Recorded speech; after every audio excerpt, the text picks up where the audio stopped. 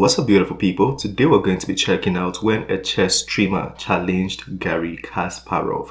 Let's get to it. Garry Kasparov is one of the best chess players of all time, who became the world champion after defeating Anatoly Karpov in 1985. Being the number one player for more than 20 years, while achieving a peak rating of 2856, almost nobody could defeat Kasparov at his peak. But what happens when Garry Kasparov faces an extremely strong chess streamer? This doesn't mean his IQ is very high. Is Ray Enigma, whose identity and real chess rating are a total mystery. After previously achieving a draw with Garry's biggest rival Anatoly Karpov, Ray was ready for his next challenger. But for Garry, he knew that losing to a chess personality like Ray could destroy his entire reputation. And upon starting the game, Ray opens with d4, which Garry swiftly responds to with knight f6, perhaps considering playing his famous King's Indian defense.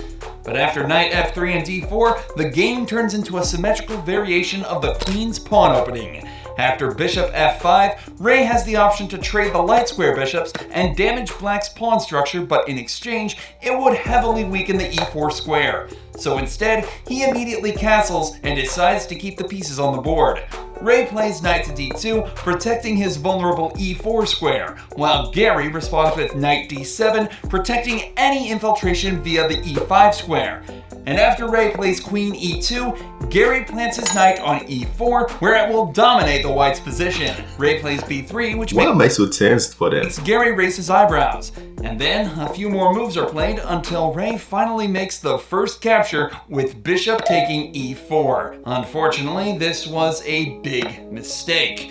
Not wanting to play a retreating move like knight to e1, Ray decides to put his knight on e5, forcing more trades, even at the expense of one of his own pawns. White plays knight to c4, kicking away black's queen and threatening to jump into d6. Then Garry lashes out with b5, essentially forcing white to play knight to d6. After rook d8, white has no option but to trade his knight for black's bishop. Then queen h5 was played by Ray, looking to cause some trouble for black's king.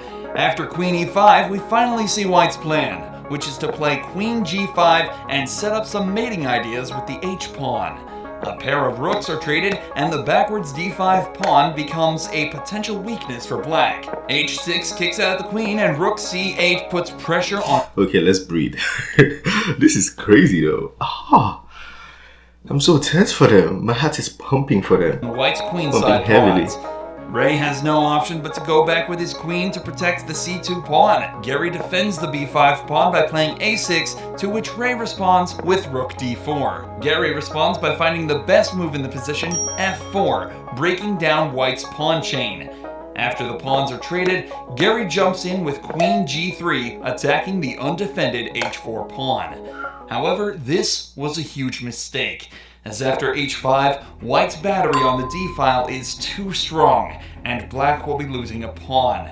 After shaking his head, Garry decides to play rook d8, hoping Ray would take the pawn on d5, leaving the e3 pawn unprotected. There is only one move that would bring white back into the game, and that is rook taking e4, as capturing the rook would allow Ray to take black's rook with a check. Unfortunately, low on time, Ray plays c4 and is once again in big trouble. After the capture of pawns, Garry plays rook b8 with a nasty back rank threat. Ray plays queen c1, hoping to prevent black's infiltration of the first rank. However, that does not stop Garry from still playing rook b1, forcing Ray to capture the rook, which after the queen takes e3 is a devastating fork.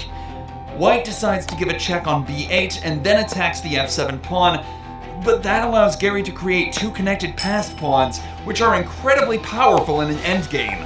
Then Garry plays queen d6, ready to start pushing his pawns to victory. I just started playing chess, and this thing doesn't make a lot of sense to me. Like, what they're doing is just like next level. I don't know how many steps ahead they're thinking. Probably like 100 steps ahead. This is just, I don't know. Ray has only one hope: to somehow force a perpetual check, which would result in another draw against the former world champion. With queen f5, Ray slams the clock with only a few seconds left, but the checks soon end, and black starts pushing his pawn.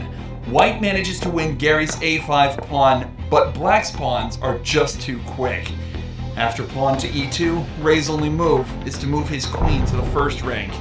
This is when Garry starts pushing his other pawn. White tries to push his only passed pawn, but it's too late. Garry doesn't even capture the pawn but plays d2, ready to make another queen. Ray gives a check and prepares to make his own queen. However, after both players make a queen, the black king is completely safe and another queen is on its way. With no good moves available, Ray's clock runs out. Before he could even resign, the players shake hands as the mysterious chess streamer is finally defeated, keeping Garry as the final boss of chess. Garry, Yeah, it looked like he was gonna like get in the trap, but actually the streamer is good. He's pretty good, you know. I wouldn't even go that far. He'll probably win me like 2 seconds maybe. But let me know what you think. That's a lot of brain cracking. They say chess players have very high IQ. Tell me, is that true? Because from what they're doing, it looks like it's true. It's the end of this video. Smash the like button and subscribe. I'll see you on the next one. Peace.